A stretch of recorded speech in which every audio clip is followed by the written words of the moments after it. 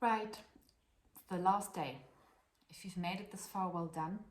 It doesn't matter if it's taken you a month. It doesn't matter if you've skipped around videos.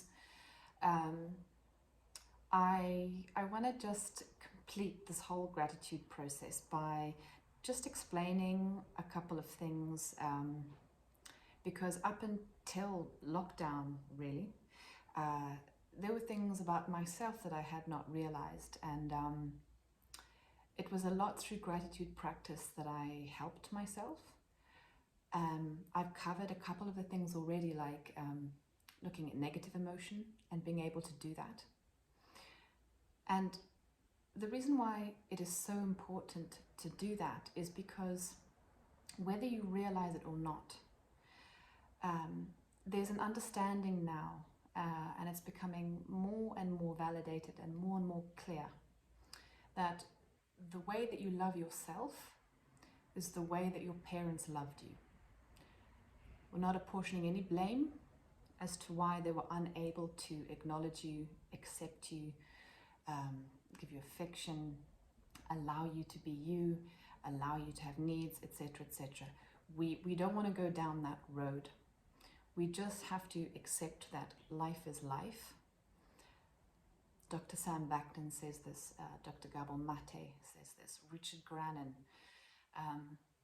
so many very well-respected psychologists and people in their field agree on this, that our formative years, our sense of self, is formed predominantly through our parents at first, because of course we don't go to school the moment we're born, and then as we continue upwards, we get more influenced by other parts of our environment, school, religion, I don't know, other family members, and so on and so forth. So I wanted to make that clear so that you can depersonalize any sense of failure or dissatisfaction that you may have.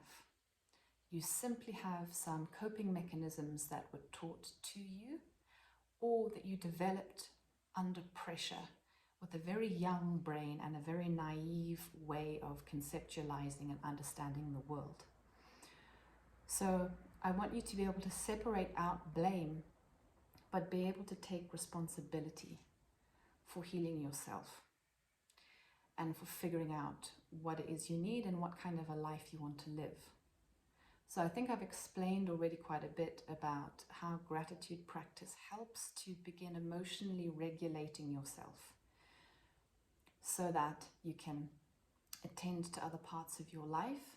You have to be able to listen to negative emotion that's telling you something, and you have to be able to work out whether the negative or unpleasant feelings that you are experiencing, are they genuinely there because you are reacting to something in your life that is not good or right for you, or is something in your past triggering those negative emotions in the present. So it has to be figured out, and you have to go on that journey. So the first tool I've introduced to you is gratitude practice.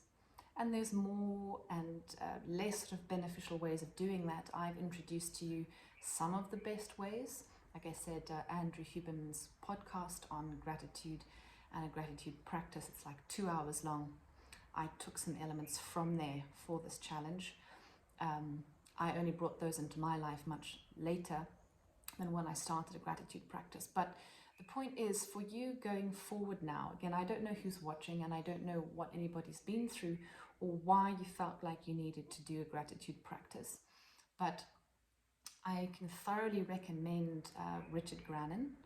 If you look him up on YouTube, there are plenty of videos. He helped me an immense amount. I don't think I could have recovered from a very abusive relationship without him and his knowledge and his psychoeducation, his guidance. And once you understand and you begin to practice those things, then your life, my life, started to become right. So I would like, sorry, I'm not here to swear, thoroughly recommend looking at his stuff. If you have a history of abusive relationships, whether romantic, work, sometimes within family. And then a teaching from Matt Kahn, I'm a big fan of his as well. He says that any insight you have, so any intellectual, cognitive insight you have, will simply be erased by an untrained nervous system. So if you do not want to go back into another abusive relationship, or you don't want to get back into another situation where you're exploited at work or exploited by others, it does not matter how much you want to, and you have the realization with this, you have to work with your nervous system.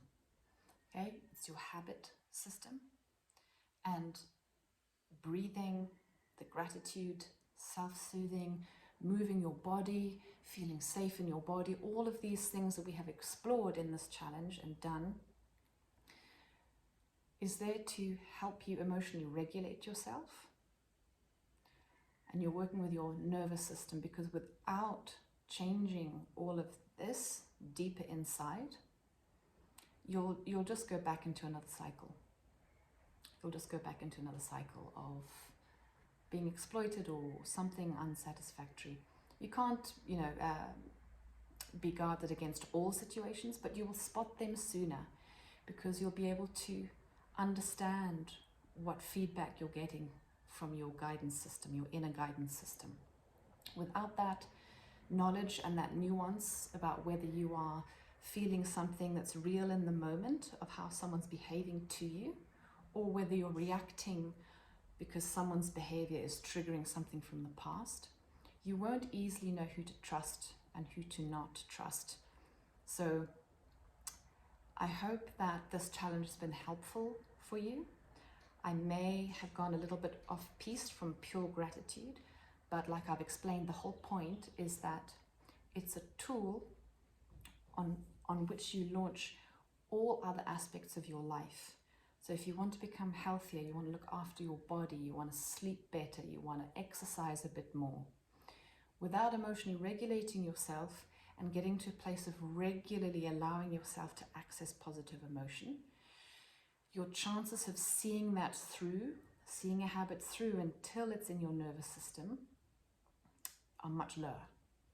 So the whole point is, can you emotionally regulate yourself? Can you have access to positive emotion?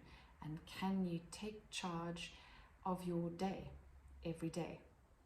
So I had asked you to have your 3 commitments to yourself. Now, it does not actually matter what those commitments are.